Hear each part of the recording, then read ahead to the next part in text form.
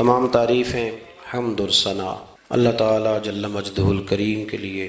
درود و سلام نبی اکرم نور مجسم شفیع معظم احمد مجتبیٰ جناب حضرت محمد مصطفیٰ صلی اللہ تعالیٰ علیہ وسلم کی ذات والا صفات کے لیے حمد و صلات کے بعد، عزیز دوستو، بزرگوں، بھائیوں، اللہ تبارک و تعالیٰ نے قرآن حکیم میں نبی رحمت صلی اللہ تعالیٰ علیہ وسلم کی عظمتوں کا، شانوں کا، بلندیوں کا ذکر فرمایا ہے۔ امت مسلمہ نے اور امت کے مفسرین نے، علماء نے نبی پاک صلی اللہ تعالیٰ علیہ وسلم کی ہر عظمت پر، سید عالم صلی اللہ تعالیٰ علیہ وسلم کو عطا کی گئی ہر شان پر تفصیل سے کلام فرمایا۔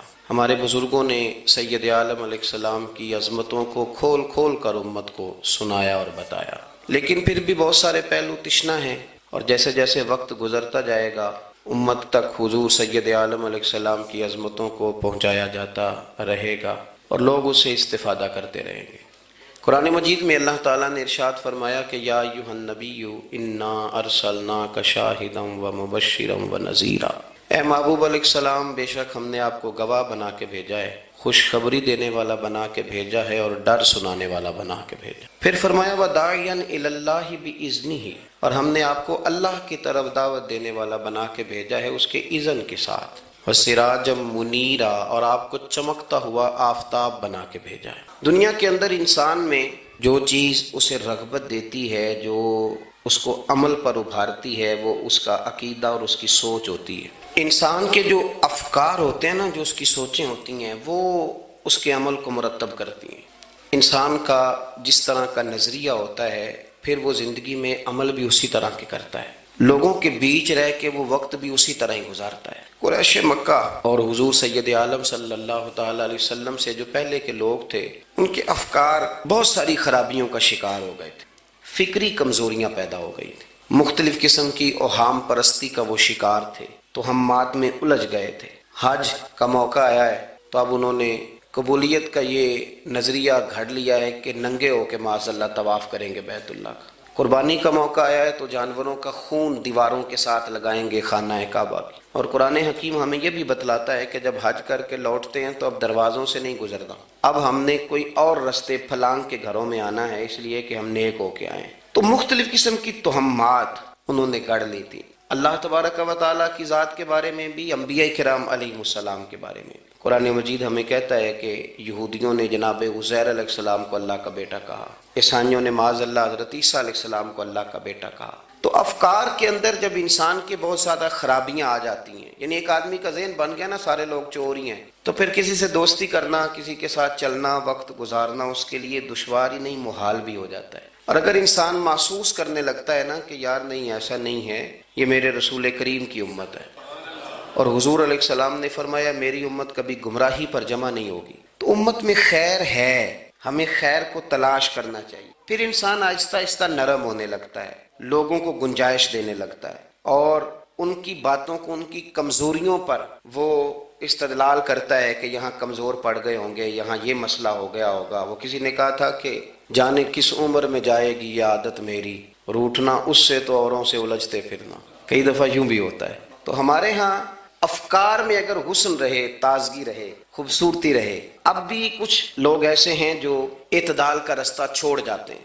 صوفیاء کی جماعت میں جب سے ملنگوں نے قدم رکھا ہے، اور بہت سارے ایسے لوگ جو کہتے ہیں کہ نہیں تمہیں نہیں پتا، بات معرفت کی ہے، تو ان لوگوں نے بھی خرابی پیدا کر دی۔ پھر اس کا نقصان یہ ہوا کہ کچھ دانشوروں نے، شعراء نے، سیاستدانوں نے معاذ اللہ یہاں تک کہنا شروع کر دیا کہ جو جس کو بھی پکارتا ہے کسی نہ کسی روپ میں اللہ کو ہی پکارتا ہے۔ افکار میلے کر دیے، بھئی اگر جس کو بھی جو پکارا جا رہا تھا تو وہ معاذ اللہ اللہ کو ہی پکارا جا رہا تھا، جس کے سامنے جو جھکتا تھا تو کوئی نہ کوئی اس کے ہاں توحید پائی ہی جاتی تھی، تو پھر اللہ کے رسول بتوں کے خلاف کیوں جہاد کرتے رہے؟ پھر لا الہ الا اللہ کا کیا معنی ہوا؟ تو ایک تو وہ طبقہ آیا، پھر ایک الحاد اور بے دینی کا رویہ کچھ لوگوں نے یہ بھی اختیار کیا کہ معاذ اللہ انہوں نے مسبب الاسباب کی بجائے لوگوں کو اسباب پر زیادہ توکل کرنے کا معاذ اللہ درس دیا۔ دعاؤں سے کام نہیں چلتا، خالی نعروں سے بات نہیں بنتی۔ اس کو یہاں تک لے گئے کہ اگر آج انہیں حضور کا کوئی معجزہ بتایا جائے، کسی کرامت کی بات کی جائے، اللہ تبارک و تعالیٰ کی طرف سے عطا کردہ کسی انہونی ایسی بات میں جس میں خالصتاً قدرت الہی کا دخل ہو، تو ان لوگوں کے لیے ماننا مشکل ہو جاتا ہے،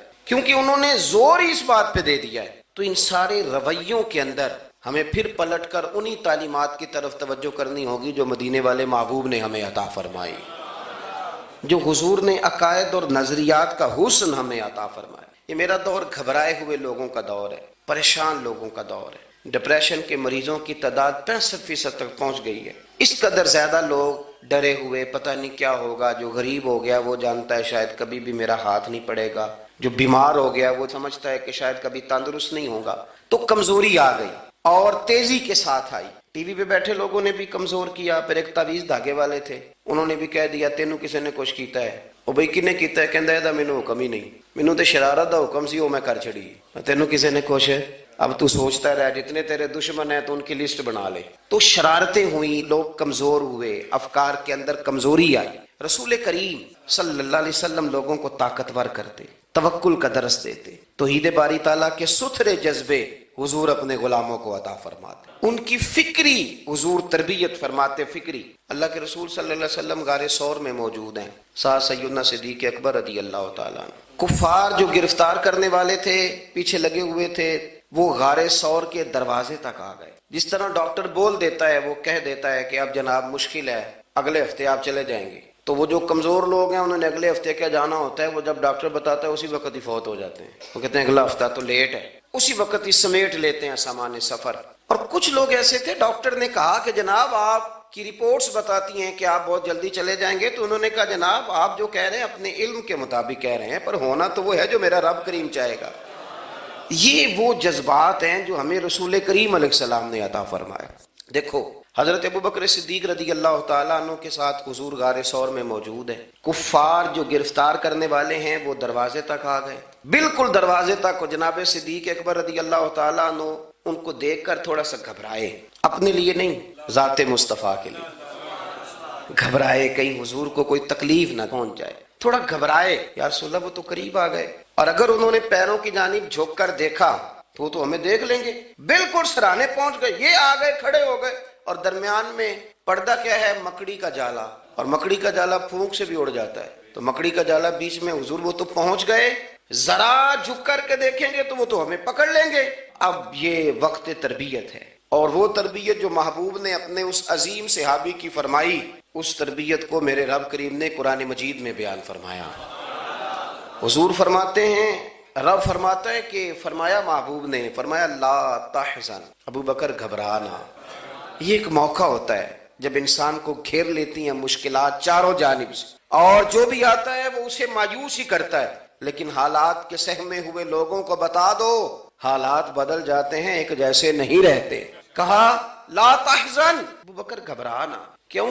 ہماری فوجیں آ کے انہیں پکڑ لیں گی، یا اندر ہمارے پاس کوئی ایسا اسلحہ موجود ہے کہ ہم ان پر چھوڑ دیں گے تو یہ مر جائیں گے۔ لا تحزن، ابو بکر گھبرائیے مت۔ کیوں نہ گھبرائیے؟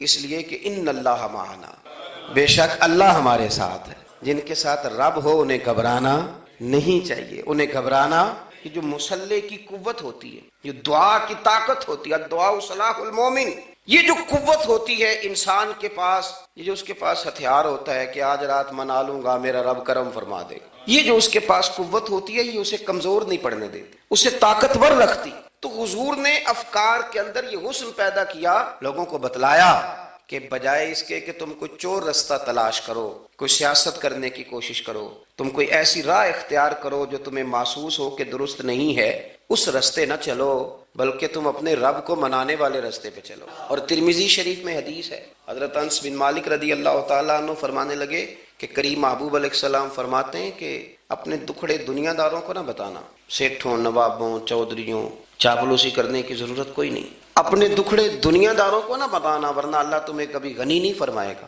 فرمایا اپنے دکھ اپنے رب کریم کی بارگاہ میں عرض کرنا، جلدی یا دیر سے اللہ تمہیں لوگوں سے بے نیاز کر دے گا۔ تربیت فرمائی۔ ہم لوگوں نے تیزی سے اپنے آپ کو کمزور کیا ہے، توجہ کا مرکز دنیا دار۔ وہ اکبر الہآبادی نے کہا تھا کہ مصیبت میں بھی اب یاد خدا ہم کو نہیں آتی، دعا منہ سے نہ نکلی، جیبوں سے عرضیاں نکلی۔ اب بھی نہ لوگ درخواستیں جمع کراتے ہیں، دعائیں نہیں کرتے۔ تو بھائی ایک تو یہ کہ توحید باری تعالیٰ کے بارے میں اصل نظریات، افکار کا حسن، پاکیزگی اور آپ کا اپنے رب کی جانب پورا توجہ کرنا. ہمارے ہاں اب تو خیر کرامتیں فیس بک پہ آتی ہیں اور لوگ اس کا سوال بھی بڑا تگڑا کر کے کرتے ہیں. اور جو بچے چھوٹے موٹے ہماری طرح طالب علم ہوتے ہیں، کچھ کتابیں پڑھنے والے دین کے، وہ کئی دفعہ الجھ جاتے ہیں کہ اب اس کو ٹیلی کیسے کریں، ساتھ کیسے جوڑیں. ایسی کرامتیں اور کرامت بیان کرنا بھی لوگوں نے ذمہ داری سمجھ لیا ہے. حالانکہ جڑے محرم راز حقیقت دے وہ تے راز حقیقت کھول دے ہی نہیں. اے جنہ ویکھیا نہیں او کرن گلاں، جنہ ویکھ لیا او تے بول دے ہی نہیں، تو بات ہی نہیں کرتے. تو کرامت نا جوڑ جاڑ کے نا کہیں فٹ کی جاتی ہے. آپ کو بخاری مسلم میں حدیث ملے گی، کوئی بھی ایسی اوہام پرستی، کوئی بھی ایسا نظریہ، کوئی بھی ایسی بات جو ذہن کو منتشر کرے. یعنی ابھی تک لوگ کہہ دیتے ہیں ہمارے کہ وہ کالی بلی رستہ کاٹ گئی تھی. تو معاملہ بڑا، میں ملتان شریف پہنچا تو مجھے وہاں ایک میرے سنگی کہنے لگے، بڑا پرانا ان سے ربط ہے، کہنے لگے کہ میں نے آج نا تجربہ کیا ہے، ویسے واقعی کالی بلی رستہ کاٹی ہے تو مشکل ہو گئی ہے. میں نے انہیں کہا کہ آپ کا تجربہ سجدہ صاحب کا محتاج ہے، آپ کو دوبارہ سے تجربہ کرنا چاہیے. خدا کے بندے، کالی بلی رستہ کاٹ جائے تو مشکل ہوتی ہے، تو میرا تو سارے رستے، کئی کالی گاڑیاں رستہ کاٹ گئی. اب کیا کیا جائے؟ یہ کمزوری ہے. افکار میں کمزوری نہیں پیدا کریں، کچا پن نہ پیدا کریں، آپ مضبوطی لائیں. بخاری مسلم میں آپ کو حدیث ملے گی، سرور کائنات علیہ السلام کے صاحبزادے جناب ابراہیم علیہ السلام وصال فرما گئے، اور کیفیت یہ تھی کہ انہوں نے حضور کی مقدس گود میں آخری سانس لیا. داڑھی مبارک محبوب کی آنسوؤں سے بھر گئی. حضرت انس کہتے ہیں عرض کی یا رسول اللہ آپ بھی آنسو بہاتے ہیں؟ فرمایا میرا بیٹا گیا ہے تو آنسو نکل آئے ہیں، ورنہ میری زبان پہ وہی جاری ہے جس سے میرا رب راضی ہوتا ہے. اسی دن نا، جس دن سرکار کے صاحبزادے کا وصال ہوا، اسی دن سورج کو گرہن ہو گیا. کچھ لوگوں نے بات جوڑ دی، کہنے لگے کہ آج چونکہ حضور سید عالم علیہ السلام کے صاحبزادے کا وصال ہو گیا ہے تو آج دیکھو سورج کو بھی گرہن ہو گیا ہے. بات جوڑ دی. غم کی کیفیت تھی، سرکار کی مقدس داڑھی آنسوؤں سے بھری ہوئی تھی، حالات کا تقاضا اور اس کی سمت کچھ اور تھی. حضور نے جمعے کا انتظار نہیں فرمایا، فرمایا بلاؤ لوگوں کو مسجد میں. لوگ جمع ہو گئے اور صحابہ فرماتے ہیں ہمارے خیال میں یہ تھا کہ یہ موقع نہیں تھا. آج نہ جہاد کے لیے حکم آنا ہے، کس مقصد کے لیے حضور نے طلب فرمایا، لیکن جب ہم گئے اتنا ضروری کام ہے نظریات کا صاف ہونا. اللہ کے محبوب نے لوگوں کو اسی دن بلا کے فرمایا لوگوں سنو، سورج اور چاند کو جب گرہن لگے تو استغفار پڑھا کرو، تسبیحات کیا کرو، نوافل ادا کیا کرو، اللہ کے حضور حاضر ہوا کرو. فرمایا یہ سورج اور چاند کو جب گرہن لگے تو یہ اللہ کی نشانیوں میں سے نشانی ہوتا ہے. کسی بندے کے دنیا سے جانے کا اس کے ساتھ کوئی تعلق نہیں. تم نے اپنے ذہن کو ٹھیک رکھنا، افکار کو ٹھیک رکھنا، کسی بھی قسم کی تم نے اوہام پرستی کا شکار نہیں. مضبوط رہیں، مضبوط رہیں. اٹھ باندھ کمر کیوں ڈرتا ہے، پھر دیکھو خدا کیا کرتا ہے. آپ مضبوط رہیں. جب مضبوط رہیں گے تو انشاءاللہ توانائی اللہ کی طرف سے عطا کر دی جائے. دوسری بات، نبی پاک صلی اللہ تعالیٰ علیہ وسلم نے نا تمام انبیاء کرام علیہ السلام کے بارے میں لوگوں کے ذہنوں کی اصلاح کی. آپ کبھی قرآن حکیم کا مطالعہ فرمائیں، احادیث مبارکہ کو پڑھیں تو میرے محبوب کریم کی شان یہ ہے کہ حضور نا انبیاء کی شانیں بیان کرتے ہیں. حضرت موسیٰ کلیم اللہ ہیں، کس نے ہمیں بتایا؟ قرآن و حدیث نے بتایا. شانیں بیان کی نبیوں کی، عظمتیں بیان کی. حضرت ابراہیم خلیل اللہ ہیں، یہ ہمیں قرآن نے بتایا، حضور نے بتایا. لیکن ساتھ ہمیں یہ بھی بتایا کہ ہیں یہ اللہ کے بندے، ہیں یہ اللہ کے رسول.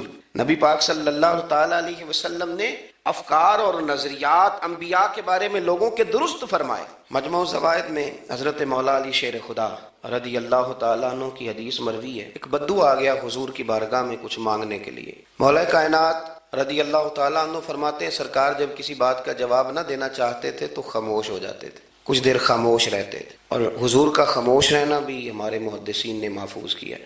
اقسام حدیث میں سے ایک حدیث ہے جسے حدیث تقریری کہا جاتا ہے. وہ حدیث ہے جس میں حضور خاموش رہے. کوئی کام کیا گیا تو سرکار خاموش رہے. حضرت مولا علی کہتے ہیں حضور نہ خاموش ہو گئے، لیکن چونکہ دیہاتی تھا، سادہ تھا، اس نے جب بار بار گفتگو چھیڑنا چاہی تو پھر حضور نے فرمایا چل پھر مانگ لے کیا مانگتا ہے، مانگ لے پھر کیا مانگتا ہے، کر سوال. دیہاتی تھا، سادہ آدمی تھا. مولا کائنات فرماتے ہیں ہمیں یوں لگا کہ اب نہ یہ آخرت اپنی سوار جائے گا، جنت کا سوال کرے گا، لیکن بڑا ہی سادہ تھا. مانگنے پہ بھی آیا تو کیا مانگا؟ کہنے لگا یا رسول اللہ صلی اللہ علیہ وسلم میں نے سفر کرنا ہے، مجھے ایک اونٹنی عطا کر دیتے. حضرت سلطان باہو سے کسی نے کہا کہ بڑے لوگ مرید ہوتے ہیں تو فرمانے لگے رب دا طالب کوئی نہیں ملیا، جو ملیا طالب زر دا. تو بہت سارے لوگ ایسے آتے ہیں جو کامل شیخ کے پاس بھی آ کے کہتے ہیں دکان کوئی نہیں چلتی، یہ تو کسی سیٹ سے مشورہ کر لیتے، کاروبار چلانے کا آپ کو ڈھنگ بتا دیتا. یہ یہاں آ کے بھی آپ نے یہی سوال کیا، یہاں پہنچ کے بھی یہی سوال. تو نبی پاک صلی اللہ تعالی علیہ وسلم سے کہنے لگا ایک اونٹ دے دیں آنے جانے کے لیے. حضرت علی کہتے ہیں ہمیں بڑا افسوس ہوا، یار تو آیا کہاں پہ ہے اور تو مانگ کیا رہا ہے؟ تو بارگاہ دیکھ اور اپنا سوال دیکھ، تو کہاں کھڑا ہے، کیا مانگ رہا ہے؟ حضور مسکرائے اور مسکرا کر کے فرمایا کہ اونٹ تجھے دیا، چل کچھ اور بھی مانگ لے. حضرت علی کہتے ہیں ہم نے کہا اب جنت مانگے گا یہ حضور؟ تو بڑا ہی بھولا تھا، کہنے لگا جی اگر آپ کچھ اور بھی دینا چاہتے ہیں تو اونٹ پہ ڈالنے کے لیے کجاوا بھی دے دیں. تو حضرت مولا علی شیر خدا فرماتے ہیں ہمیں پھر بڑا افسوس ہوا کہ یار دیکھو اتنا چانس ملا ہے پھر کھو دیا ہے. رسول کریم علیہ السلام بھی مسکرائے اور سرور کائنات کی جو مسکراہٹ ہوتی تھی وہ نہ خوشیاں تقسیم کرتی تھی. اعلیٰ حضرت رحمت اللہ علیہ فرماتے ہیں جس کی تسکین سے روتے ہوئے ہنس پڑے، جس کی تسکین سے روتے. اب یہاں سوال پیدا ہوتا تھا کہ پھر اس مسکراہٹ کے لیے تو انتظار کرنا پڑتا ہوگا کہ حضور مسکرائیں تو روتے ہوئے ہنسیں. تو اگلا شعر بھی ہے اور جواب بھی ہے. فرمانے لگے جس کی تسکین سے روتے ہوئے ہنس پڑیں اس تبسم کی عادت پہ لاکھوں سلام. یہ تو عادت ہے حضور کی، یہ تو عادت ہے مسکراتے رہنا. تو حضور بھی زیر لب مسکرائے. تیسری دفعہ میرے کریم نے پھر فرمایا چل مانگ لے کچھ، تجھے ایک چانس اور دیتے ہیں. پر مولا کائنات فرماتے ہیں بڑا ہی بھولا تھا، تیسرا چانس ملا، گویا گولڈن چانس ملا، لیکن پھر بھی وہیں کا وہیں رہ گیا. کہنے لگا ٹھیک ہے اگر آپ کچھ اور بھی دینا چاہتے ہیں تو میرا سفر لمبا ہے، آنے جانے کا خرچہ بھی دے دے.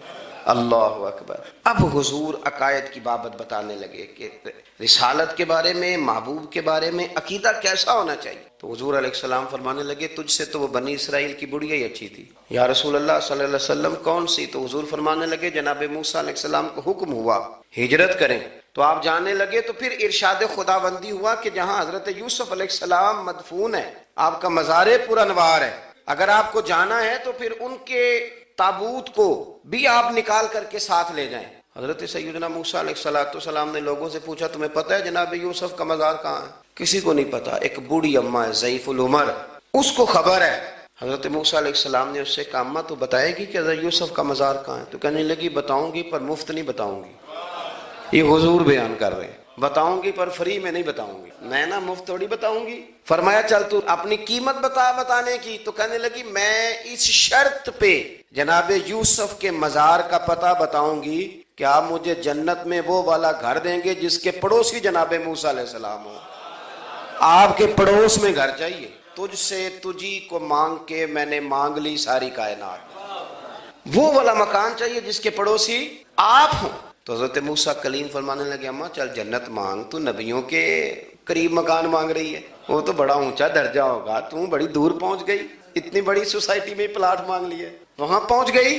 تو بوڑھی کہنے لگی ٹھیک ہے پھر اگر یہ معاملہ ہے تو پھر ختم ہو گئی بات. اگر آپ نہیں بتاتے تو جائے میں بھی نہیں پتہ بتاتی. یا وہ اڑ گئی، ٹھہر گئی، اور اڑی بھی کس طرح؟ یہ بھی میرے اللہ کی توفیق. میری طلب بھی تو تیرے کرم کا صدقہ ہے، میری طلب بھی تو تیرے کرم کا صدقہ ہے. یہ پاؤں اٹھتے نہیں بلکہ یہ اٹھائے جاتے ہیں. تو وہ کہنے لگی میں نہیں پھر بتاتی، آپ کسی اور سے پوچھ لیں.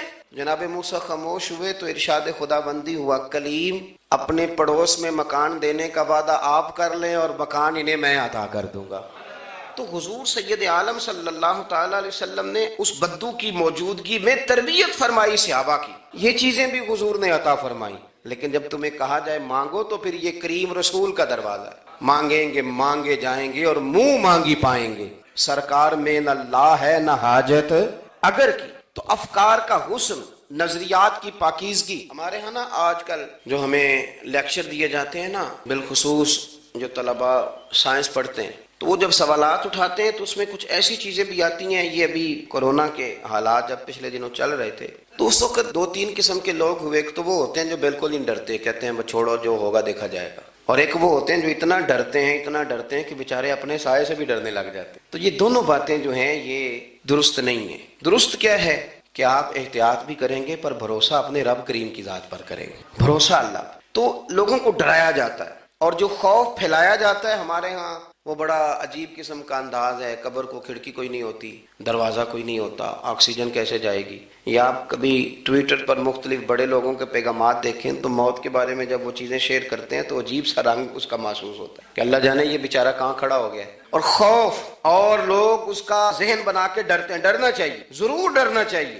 لیکن ایک بات یاد رکھیں، حضرت مولا علی فرمایا کرتے تھے کہ ڈرنا تو اپنے اعمال سے چاہیے اور ان کو درست کرنا چاہیے۔ ڈرنا تو اس چیز سے چاہیے کہ کیا ہم نے وہ رستہ اختیار کیا ہے جو قبر کو بالکل تنگ کر دے گا، جو جہنم کے گڑھوں میں سے گڑھا بنا دے گا؟ اگر وہ رستہ ہے اور اس پر آپ چلے ہوئے ہیں، آپ سخت ہو گئے ہیں، آپ نے سوچنا چھوڑ دیا ہے، آپ نے حقوق العباد کے معاملے کو ترک کر دیا ہے، آپ اپنی طبیعت کے لحاظ سے لوگوں کو ستانا مشغلہ بنا بیٹھے، آپ حلال حرام کی تمیز چھوڑ گئے، نگاہوں کی صفائی سے لے کر رزق حلال کو پیٹ میں لے جانے تک اگر غیر محتاط ہو گئے تو پھر تو خوف کھائیں۔ لیکن یہاں ان نظریات کی بابت جو حضور نے ہماری تربیت فرمائی، تو حضور نے ہمیں یہ نہیں فرمایا کہ میرا مومن ہو تو تم اسے کھڈے میں چھوڑ آؤ گے، ہو زندگی تقوی اور محتاط رہ کر گزارنے والا اور تم اسے کھڈے میں چھوڑ آؤ، یہ نہیں ہے، بلکہ فرمایا جو میرے مومن کی قبر ہوتی ہے روضۃ من ریاض الجنہ، وہ تم اسے نہ کھڈے میں نہیں چھوڑ کے آئے، باغ میں چھوڑ کے آئے ہو۔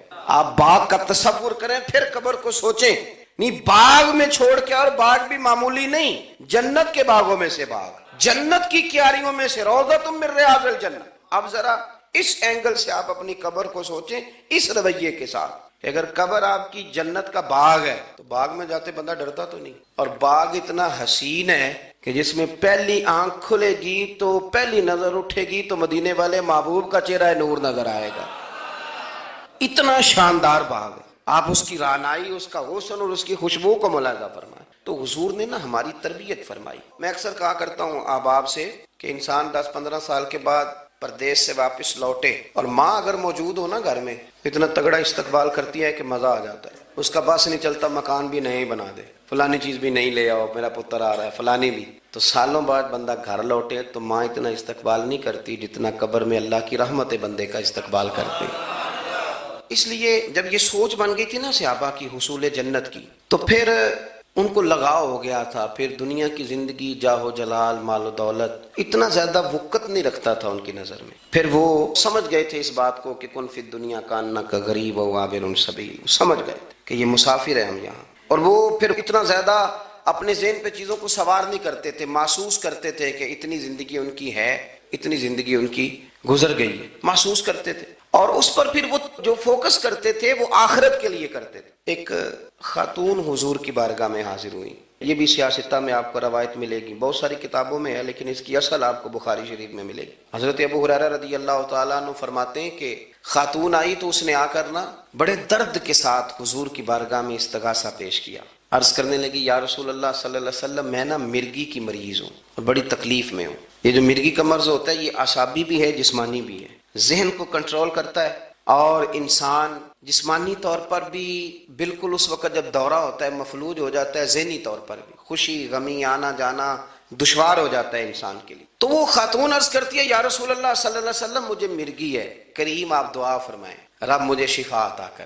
حضور دعا فرما دیا کرتے، اللہ تعالیٰ نے میرے محبوب کے وجود کو شفا بنایا، لعاب دہن مولا علی کی آنکھوں پہ لگائیں تو رب کریم فوراً شفا عطا فرمائے۔ لیکن حضور نا تربیت جب کرتے نا، تربیت لوگوں کے بیچ، تو پھر نظریات کو، عقائد کو، افکار کو حضور غسل دیتے، وضو کراتے۔ یہاں بھی سرکار نے صحابہ کے بیچ اس خاتون سے گفتگو فرمائی اور حضور فرمانے لگے اگر تو کہے تو میں دعا کرتا ہوں رب تجھے شفا دے دے گا۔ حضور فرمانے لگے اگر تو کہے میں دعا کرتا ہوں اللہ شفا دے گا، اور فرمایا اگر تو کرے صبر تو میرا وعدہ ہے رب بغیر حساب کتاب جنت عطا کرے گا۔ اب یہ سوچ ہے، یعنی ہمیں جب چانس ملتا ہے دنیا اور آخرت میں چیزوں کو عکس کرنے کا تو آپ نظر دوڑا لیں دائیں بائیں کہ لوگوں نے توجہات کہاں اپنی مرکوز کی ہوئی۔ حضور نے فرمایا اگر تو کہے تو رب کریم ہے وہ شفا دے گا، میں دعا کروں گا، اور اگر تو صبر کرے، مانا کیا کہ اگر تو مرگی کے ساتھ ہی گزارا کرے، اس کے ساتھ ہی وقت بتائے تو پھر رب تجھے جنت دے گا۔ یہ سمجھ لیں بات، اس پر غور کریں۔ وہ جو بیماری کو رحمت کہا گیا تو یہاں اس کا عملی مظاہرہ ہونے جا رہا ہے۔ حضور فرمانے لگے گر تو صبر کرے تو رب جنت دے گا۔ صحابہ کہتے ہیں اس بوڑھی نے 1 منٹ نہیں لگایا سوچنے کے لیے، فوراً عرض کرنے لگی، گویا عرض کرتی ہے حضور تھوڑی سی تو زندگی ہے، میں مرگی کے ساتھ ہی گزارا کر لوں گی، آپ دعا کریں رب مجھے جنت عطا کر دے۔ ہاں میرے لیے جنت کی دعا کر دیں. تو صحابہ فرماتے ہیں حضور نے دعا کر دی, گویا وعدہ ہو گیا جنت کا. وہ عرض کرتی ہے یا رسول اللہ صلی اللہ علیہ وسلم, جب مرگی ہوتی ہے تو میرے وجود سے کپڑا ہٹ جاتا ہے, ستر کا مسئلہ بنتا ہے, اس کے لیے آپ ضرور اللہ کے حضور عرض کریں. تو سرکار نے دعا کر دی. صحابہ فرماتے ہیں کہ وہ دیر تک موجود رہیں, دیر تک. حضرت عثمان غنی کے زمانہ مبارکہ تک وہ بوڑھی موجود رہیں. جب بھی انہیں مرگی ہوتی تھی کپڑا اپنی جگہ پہ موجود رہتا تھا, اور جب ہم سے کوئی کسی جنتی کو دیکھنے کا سوال کرتا تھا تو ہم کہتے تھے اس بوڑھی کو دیکھ لو, اسے دنیا میں ہی حضور نے جنت کی بشارت عطا فرمائی. تو جو سمجھنے کی بات ہے وہ یہ ہے توحید, رسالت, قبر, حشر, اس کے بارے میں اپنے نظریات کو صاف ستھرا رکھیں. وقت تیزی سے بیت رہا ہے, وقت جو اپنی اس کی سپیڈ ہے اس کے ساتھ وہ گزر رہا, قریب ہوتے جا رہے ہیں لوگ قبر کے, آخرت کے. کرنے کا کام یہ ہے کہ ہمارے نظریات وہ ہوں جو ہمیں رسول کریم نے عطا فرمائے. حضرت فاروق اعظم رضی اللہ تعالیٰ عنہ جیسے دلیر آدمی حضور کے مقدس وجود پر موٹے بان کی چارپائی کے نشان دے کے جب روئے ہیں تو حضور نے وہاں بھی تربیت فرمائی ہے. فرمایا عمر کیا تم پسند نہیں کرتے کہ اللہ آخرت کی ساری شانیں ہمیں ہی عطا کرے, اور دنیا میں ہم تھوڑی سی مشکل دیکھ لیں تو ان چیزوں کو ہم نے سمجھنا ہے. یہ چیزیں ہمیں جینے میں آسانی پیدا کریں گی, ہمارے لیے مددگار ثابت ہوں گی, ہمارے افکار کو یہ تازہ رکھیں. پھر بہت زیادہ الجھاؤ, بہت زیادہ پریشان ہونا, بہت زیادہ ڈپریشن کا شکار ہونا, بہت زیادہ ہمارا دنیاوی معاملات کے اندر تفکر کرنا, یہ ہمیں کمزور نہیں کرے گا بلکہ ہم توانا رہیں گے. اللہ کے حضور دعا ہے مالک کریم کہی ہوئی باتوں کو قبولیت کا درجہ عطا فرمائے. دوران گفتگو جام بھول گئے, اللہ ہمارے ساتھ درگزر والا معاملہ فرمائے. آخر دعوانا